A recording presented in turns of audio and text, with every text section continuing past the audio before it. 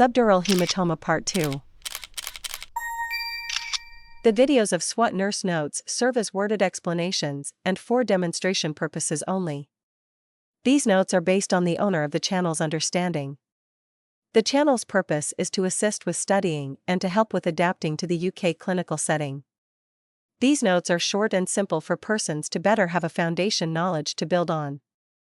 This, however, does not serve as a specific guide to the NMC OSCE and CBT exams.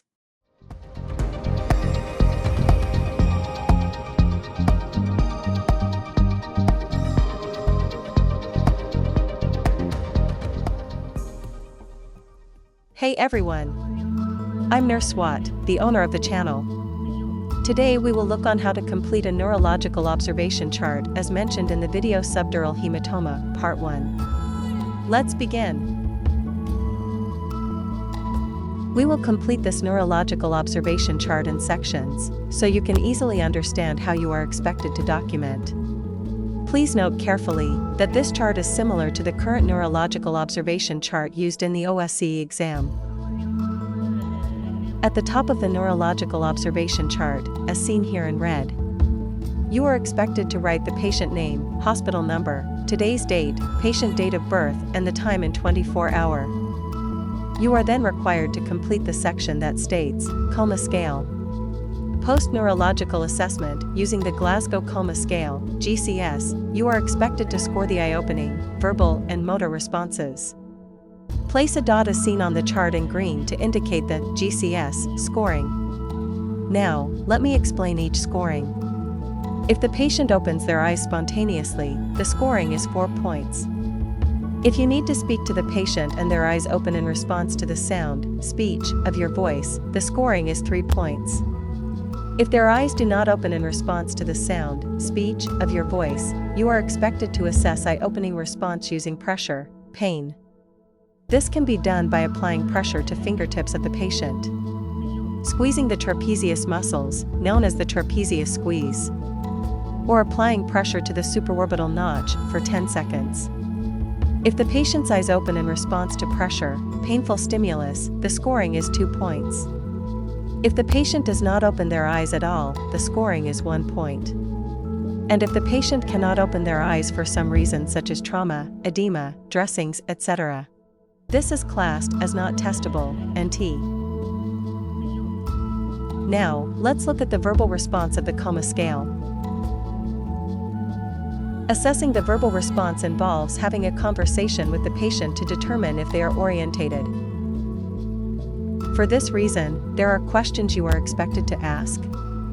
Example: is it morning or night? Can you tell me your name? Do you know where you are at the moment? If the person is able to answer these questions, it would indicate that they are oriented to person, place, and time. The scoring therefore would be 5 points. Place a dot in the required slot as shown here on the chart. If the person is unable to answer the questions relating to person, place, and time correctly, this would be classed as confusion, conversation disorganized, and the scoring would be 4 points. If the person responds using random words that are unrelated to the questions asked, this would be considered as using inappropriate words. The score therefore would be 3 points.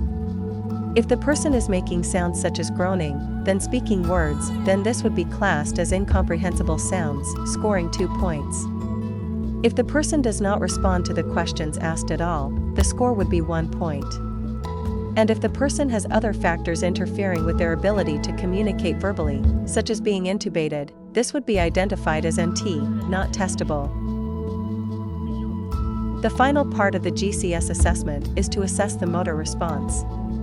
Ask the patient to perform a request. Example: raise their arms, extend the legs, etc. If they are able to follow command, they would score 6 points. This is shown on the chart. To score 5, apply painful stimulus and observe the patient for a response. As said previously, this can be done by squeezing the trapezius muscles or apply pressure to the supraorbital notch. If the person make an attempt to reach towards the site that you are applying the painful stimulus, pressure, this would be classed as moving to localized pain, hence the scoring of 5 points.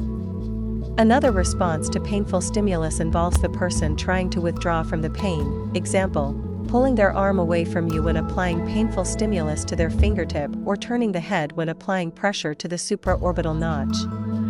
This response is referred to as normal flexion, flexion to pain, scoring 4 points. If you observe that the person extends their legs, has flexion of the elbow, forearm and wrist, clenches their fists and has rigid muscles, without any interaction or responsiveness, the scoring would be 3 points. If you observe that the person's head is extended, with the arms and legs also extended and internally rotated, with toes pointed down, appears rigid with their teeth clenched, the scoring would be 2 points. If there is no abnormal posturing observed, no motor response after applying pressure, painful stimulus, and no factors interfering with motor response, the scoring would be 1 point. And if there is a factor that interferes with the motor response of the person, such as paralysis, coma, etc., this would be considered as not testable, NT. This section of the chart is for body temperature readings. Note carefully that the readings are in degrees Celsius. Now, how would you chart a reading of 37.8 degrees Celsius? First, look for the row in which this reading would fall, in this case, the row with the number 37. After identifying the row, you are expected to place a X, as shown on the chart in red, however place the X slightly elevated above the 37 to show the reading of 37.8 degrees Celsius. Why? This row on the chart is for readings of 37 to 37.9 degrees Celsius. Despite looking at a box, always remember the approach is similar to plotting on a graph chart. Let's discuss how to chart the blood pressure and pulse readings. Say you have a blood pressure reading of 145 over 90 millimeters of mercury. How would you chart this reading? First, look for the row in which the systolic reading belongs. In this case, the row with the number 140. Second, place a dot in this section as shown on the chart. Note carefully that the dot was placed slightly elevated above the number 140. Why? To indicate that the reading was not exactly 140, but 145. Remember, use the plotting on a graph approach to chart the readings for temperature, blood pressure, and pulse rate. For the diastolic reading 90 millimeters of mercury, the same approach will apply. First, look for the row where the reading belongs. In this case, the row with the number 90. Second, place a dot in the center of the box as shown on the chart. There is no need to place the dot slightly elevated above the 90, as the reading was exact to what the chart shows. After charting both systolic and diastolic reading, place an arrow where the dots are marked in opposite direction as shown on the chart. After which, use dotted lines to connect both readings. This is done for charting blood pressure readings only. Hope this was clear. Let's move on to charting the pulse rate reading. How would you chart a pulse rate reading of 65 beats per minute? And yes, the same approach applies. First, look for the row as to where the reading belongs. Then place a dot slightly elevated to indicate that the reading is 65. And you already know why this should be done. After placing a dot, draw a circle surrounding it as shown on the chart in red. This is done to show a difference. Anyone reading the chart should easily identify the pulse reading among other readings. For the section, breaths per minute, this refers to the respiratory rate. In this case, you are expected to write the reading in the appropriate box, row and column. This is shown on the chart in red as 16 breaths per minute. And finally, for the section oxygen saturation, you are expected to write the reading in the appropriate box, row and column. This is shown on the chart in red as 97%. I hope all of this was clear. Feel free to ask questions in the comment section below.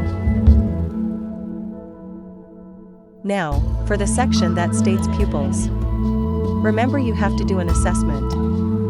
To assess the size of the pupils, you are required to use a pen light. Shine the light from the far corner of the eye, outer, to the bridge of the nose, inner. Observe the size and the reaction of the pupil for each eye. In adults, normal pupil size varies between individuals. 2 to 4 millimeters in diameter in bright light is considered to be a normal pupil range. And 4 to 8 millimeters in diameters in the dark is also considered to be a normal pupil range. Now, let's discuss how the findings should be documented. Post-assessment of the pupils using a pen light, you are expected to chart the size and reaction observed for the right and left pupils. Example, you observed that the right eye reacted to light at 3 millimeters. Where would you write this finding? You would write this finding in the box beside the word size, as shown on the chart in red. Now, for the reaction of the right pupil.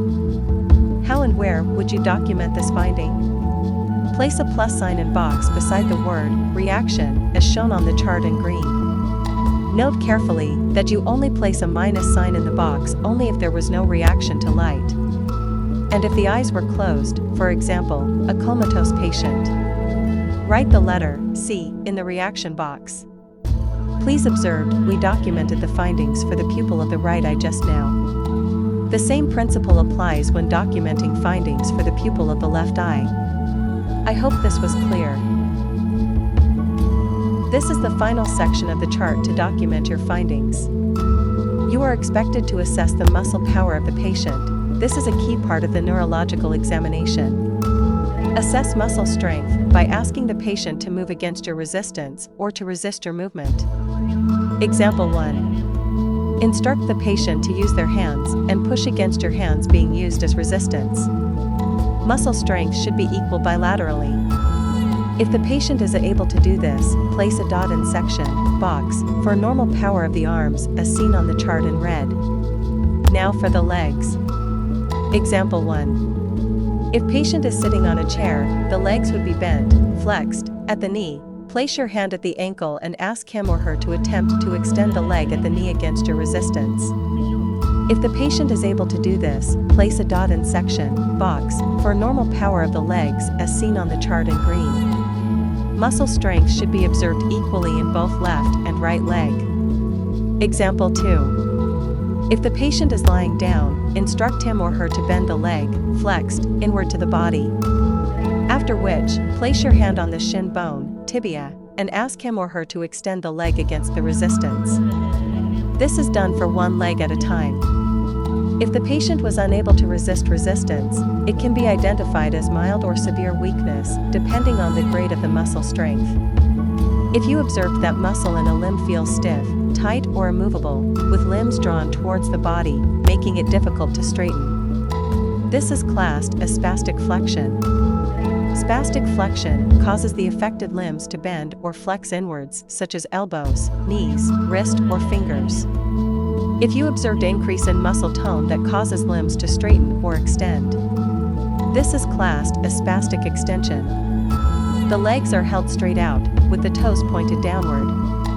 In addition to arms being extended, with the head and neck arched backward. If there is no abnormality observed with the limbs of the body and movement was observed, this is classed as no response. After completing the Neurological Observation Chart, you are expected to add the GCS scoring. After which, write the total GCS score in the box as shown on the chart in red. And you are also expected to write your initials. This is also shown on the chart in red. Remember, do not leave any section of the chart incomplete as this can affect you passing the OSCE exams. Thank you for watching this video. Remember to comment and leave a thumbs up on the video. Please subscribe to the channel to get post notifications. Stay tuned, more videos loading.